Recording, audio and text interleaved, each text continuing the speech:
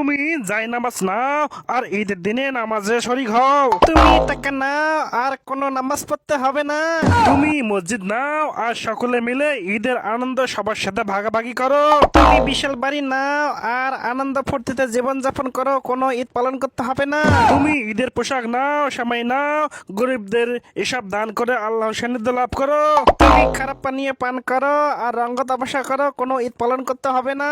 হে আল্লাহ, তুমি বলে দাও আমি কোন দিকে যাব, কোন পথে গেলে আমার ভালো হবে। হে ধর্মপ্রাণ ব্যক্তি, আমি তোমাকে এই সমাধান দিতে পারি। সবাই যখন ভিডিওটি লাইক করে চ্যানেলটা সাবস্ক্রাইব করে কমেন্ট বক্সে আল্লাহ আকবার লিখে যাবে। হে আমার ধর্মপ্রাণ বন্ধুরা, তোমরা দ্রুত ভিডিও লাইক, চ্যানেলটা সাবস্ক্রাইব আর কমেন্ট বক্সে আল্লাহ আকবার লিখে যাও। হ্যাঁ, সবাই দেখছি ঈদের আনন্দেতে ভিডিওটি লাইক, চ্যানেলটা সাবস্ক্রাইব ও কমেন্ট বক্সে কমেন্ট করে দিয়েছে। তুমি ওই ধার্মিক লোকটির কথা শোনো, সে তোমাকে ঈদের নামাজ পড়ে আল্লাহর ইবাদত করার তৌফিক দান করতে সাহায্য করবে, তিনিই উত্তম।